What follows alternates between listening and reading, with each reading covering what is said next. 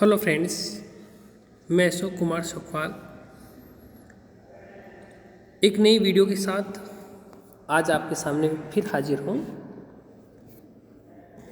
आज हम बात करेंगे स्वतंत्र बंगाल का उद्भव कैसे हुआ उसके बारे में।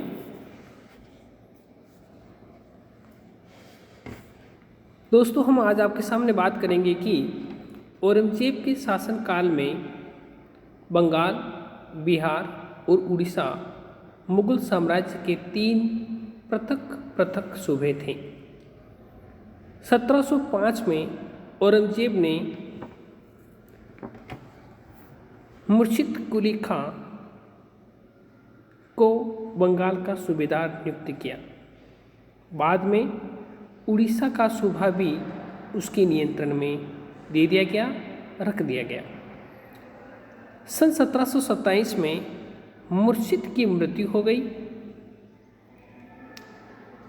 उसकी मृत्यु के बाद उसका दामाद सुजाउदौला बंगाल की गद्दी पर बैठा नवाब बना। बंगाल और उड़ीसा के साथ साथ सुजाउदौला ने बिहार पर भी अपना अधिकार कर लिया।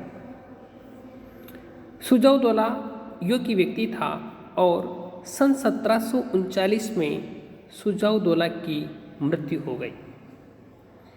उसकी मृत्यु के बाद सुजाउदौला का पुत्र सरफराज खां गद्दी पर बैठा। सरफराज खां एक अयोग्य तथा विलासी शासक था। सरफराज खां के समय अलीवर्दी खां बिहार का नायब सूबेदार था, अर्थात सूबेदार के अधीन एक छोटा पद जो होता है, ऐसे पद को हम नायब सूबेदार कहते हैं। अलीवर्दी खां एक पराक्रमी महत्वाकांक्षी व्यक्ति था। 1740 में अलीवर्दी खां का सरफराज पर आक्रमण। इस आक्रमण में सरफराज खां पराजित हुआ और अलीवर्दी खां बंगाल का नवाब बन गया। जिस समय अलीवर्दी खां बंगाल का नवाब बना, उस समय मुगल सम्राट मोहम्मद शाह रंगीला था। मोहम्मद शाह रंगीला सन 1720 में मुगल सम्राट बना। संगीत के प्रति इनकी रुचि होने के कारण, संगीत के प्रति इनका अनुराग होने के कारण इसे रंगीला भी कहा जाता था। 1720 से लगाकर 1748 तक ये मुगल बादशाह बना रहा। कमज़ोर मुगल बादशाह होने के कारण इसने अलीवर्दी खां को बंगाल का नवाब स्वीकार कर लिया।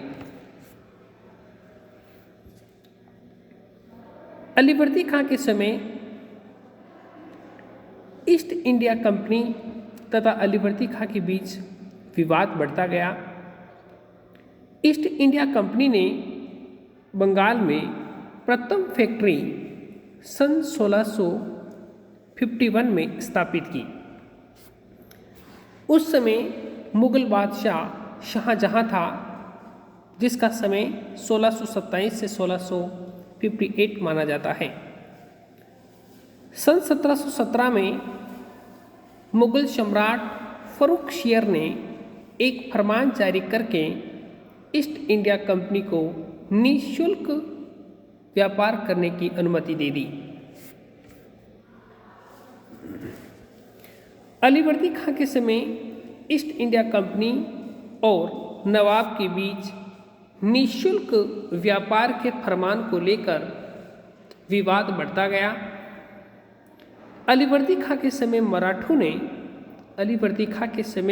ने बंगाल पर अनेक आक्रमण किए तथा बंगाल में लूटमार की।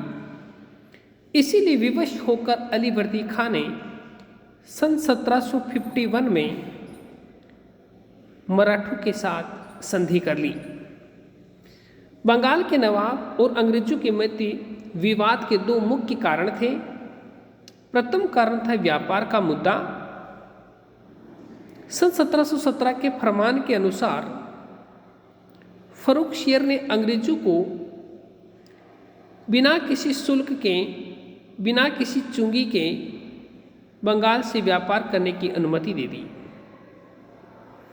इस अनुमति का नाजायज फायदा उठाते हुए अंग्रेजों ने किसी प्रकार का कोई शुल्क नहीं जमा कराते हुए बंगाल से व्यापार करने लगे।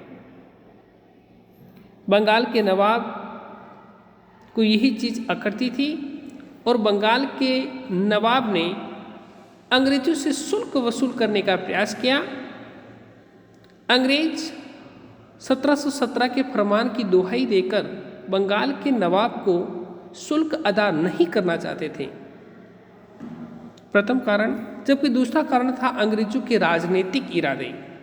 अंग्रेज ईस्ट इंडिया कंपनी की स्थापना के समय मात्र व्यापारी थे, परंतु धीरे धीरे इनके व्यापारिक इरादे राजनीतिक इरादों में तब्दील होने लगे तथा भारत के राज्यों के आंतरिक मामलों में हस्तक्षेप करके धीरे धीरे वो लोग व्यापार के साथ साथ भारत के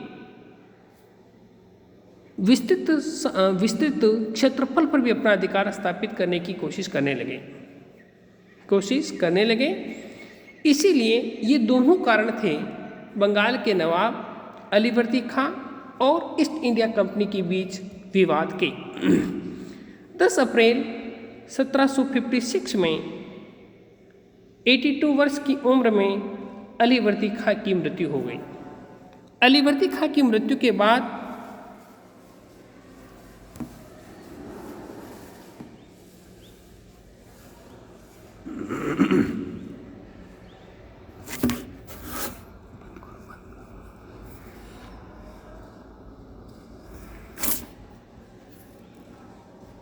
बोलूं